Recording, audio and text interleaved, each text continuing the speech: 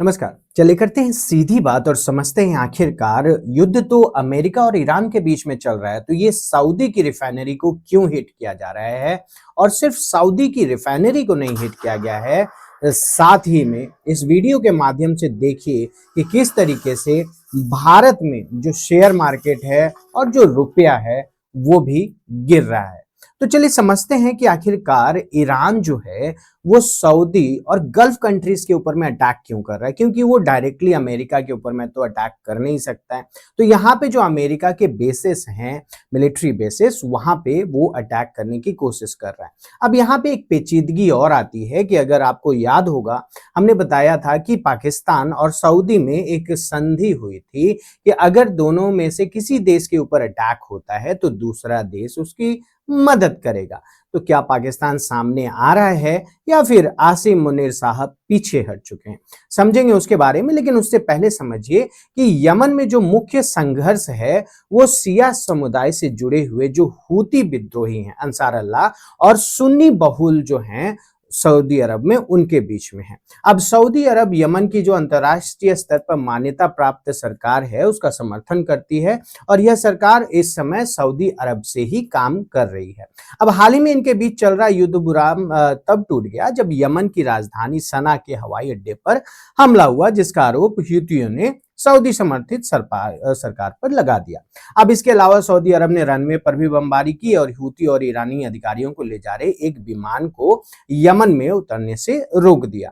अब जवाबी कार्रवाई में हूतियों ने भी बब अल मंदाब स्ट्रेट जो है, जो कि सऊदी जहाजों की पूरी नाकेबंदी की घोषणा कर दी। अब आप देख सकते हैं इस मैप में, यहाँ पे ये जो बब अल मंदाब स्ट्रेट है, जो जल डमरू मध्य है, ये बहुत ही इंपॉर्टेंट हो जाता है और इसके साथ ही सऊदी अरामको जो है उसके तेल ठिकानों पर भी बड़े पैमाने पर ड्रोन और बैलिस्टिक मिसाइल से हमले किए गए। अब इन हमलों का जो मुख्य निशाना था वो था जजान का बड़ा ऑयल रिफाइनरी और औद्योगिक परिसर जो है, तथा यानबू का जो बेहद महत्वपूर्ण कमर्शियल पोर्ट है और तेल टर्मिनल है, उसको भी निशाना बनाया गया। अब इसको समझने की कोशिश करिए कि ये जो है ना, ये एक ईरान की प्रॉक्सी रणनीति है। प्रॉक्सी रणनीति मतलब डायरेक्टली सीधे सीधे तो वो नहीं कर रहे हैं ऐसा, लेकिन यहाँ पर वो कहीं ना कहीं इन चीजों के माध्यम से अमेरिका को एक संदेश देने की कोशिश कर रहे हैं। ईरान जानबूझकर हूथियों का इस्तेमाल जो है कर रहा है ताकि युद्ध में एक दूसरा मोर्चा भी खोला जा सके। अब ऐसा करके ईरान का जो उद्देश्य है वो क्या है कि अगर मैं तेल नहीं बेच सकता हूं तो मैं बाकियों को भी तेल नहीं बेचने दूंगा, और इसके साथ ही जो वैश्विक ऊर्जा बाजार है जिसे तेल की जरूरत है, वहां पे तेल का जो है दाम भी बढ़े और उसकी किल्लत भी बढ़े। अब इसको अगर एक हिसाब से आप देखोगे कि अमेरिका को अपने सैन्य संसाधनों को हॉर्मुज से हटाकर यहाँ पर लाना पड़ेगा, लाल सागर की ओर से, रेड सी की ओर से, और यह जो है सीधे सीधे तौर पर युद्ध में शामिल हुए बिना ईरान करने में सक्षम रहा। अब यहाँ पे एक ट्विन स्ट्रेस का जो झटका है उसको भी समझिए कि स्ट्रेट ऑफ हॉर्मुज तो हम पहले ही देख चुके हैं कि वो कारण ही बहुत बार बंद हो जाता है। जब भी ईरान और अमेरिका के बीच में कोई भी अगर चीजें सही नहीं होती हैं तो वो तो बंद हो ही जाता है। हॉर्मुज जल डमरू मध्य के बारे में, स्ट्रेट ऑफ हॉर्मुज के बारे में हमने बहुत अच्छे से सुना और समझा भी अब तक।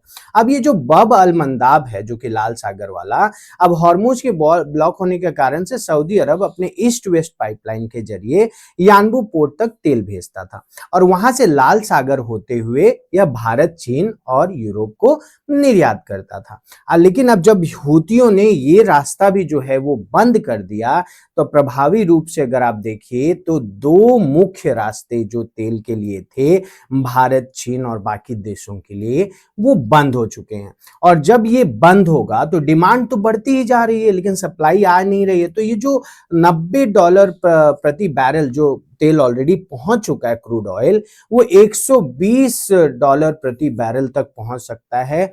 और पिछले बार से इस बार की जो सिचुएशन है ना वो बहुत ही अलग है। क्या अलग है कि पिछले बार अमेरिका के पास में तेल का अतिरिक्त भंडार था, तो वो क्या कर रहा था, कीमत जो थी उनको स्थिर रखने के लिए मार्केट में अपना तेल जो है वो निकाल रहा था। लेकिन इस बार उसके पास में अतिरिक्त नहीं है, वो उसको तो अपनी भी देखनी है और अमेरिका तो खैर अपनी सबसे पहले देखता है।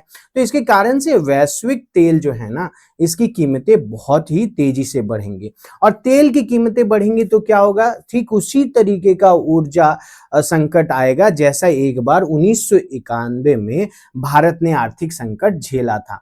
अब भारत आयातित तेल पर बहुत ज्यादा निर्भर है, आप हम सबको पता है ये।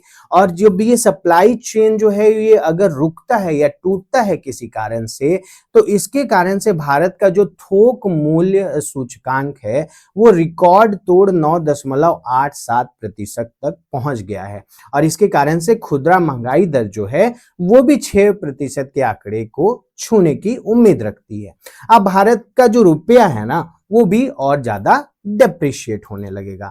तो भारत को तो नुकसान ही नुकसान यहाँ पे दिखाई दे रहा है और इसके साथ ही जो फॉरेन डायरेक्ट इन्वेस्टमेंट है भारत में वो भी नेगेटिव होते जा रहा है और शेयर बाजार के जो निवेशक हैं उनको भी भारी नुकसान उठाना पड़ रहा है। बैलेंस ऑफ पेमेंट भी अगर आप देखोगे, जिससे भारत का भुगतान संतुलन कहा जाता है, तो मई 2025 में जहां पर वो 4.4 बिलियन डॉलर के सरप्लस पर था, अभी वो उतने ही भारी कर्जे या डेफिसिट में आ चुका है।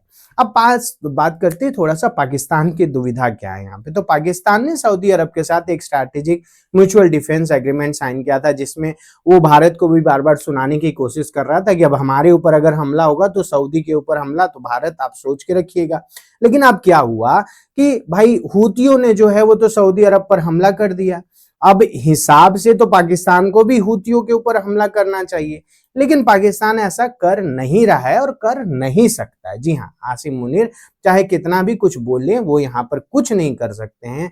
उसका एक बहुत बड़ा कारण है कि पाकिस्तान एक दुविधा में फंसा है और वो ईरान को दुश्मन बनाने का जोखिम नहीं उठा सकता, क्योंकि इससे पाकिस्तान की जो 20% शिया आबादी है वो नाराज हो जाएगी। और बलूचिस्तान जो है, जहाँ पे बहुत आप देख ही रहे हैं कि वो हमेशा अपने आप को आजाद घोषित कर देते और कहते हैं कि हम पाकिस्तान का पार्ट नहीं है, वहां पे उग्रवाद और ज्यादा भड़क सकता है। और इसके साथ ही पाकिस्तान खुद को अमेरिका और ईरान के बीच में एक मध्यस्थ के रूप में भी पेश करता है।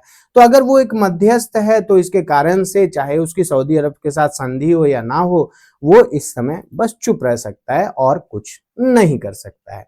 तो ये जो रिफाइनरी हिट हुई है, आप इसको किस तरीके से देखते हैं? क्या आपको लगता है कि ये युद्ध इस बार जो है पूरे विश्व के लिए एक आर्थिक संकट लेकर आने वाला है और भारत के लिए भी? क्या सीख है हमारे लिए यहाँ पर?